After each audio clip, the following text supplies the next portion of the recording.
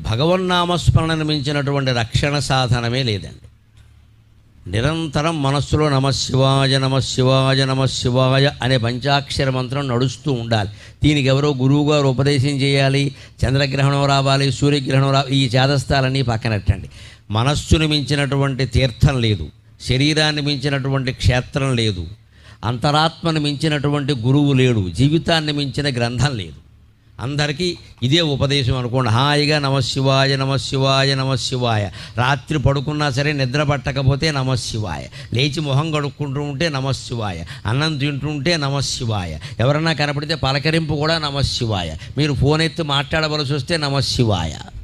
ఇంత ఇదిగా భగవన్నామాన్ని మనం సొంతం చేసుకుంటే అన్ని రకాల పాపాలు కాదు, సకల కర్మలు నశించిపోతాయి. అన్ని కర్మఫలాలు పోయి జ్ఞానం పొంది మోక్షం పొందుతాం, ఎప్పుడూ ఆనందంగా ఉంటాం.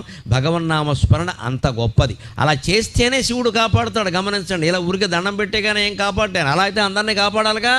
మనం చెయ్యాలి, ప్రార్థన చేయాలి ఖచ్చితంగా. అది ఆర్తితో జరగాలి, కన్నీళ్లు రావాలి ఖచ్చితంగా. ఆ కన్నీళ్లతోనే భగవంతుడి పాదాలు గడగాలి.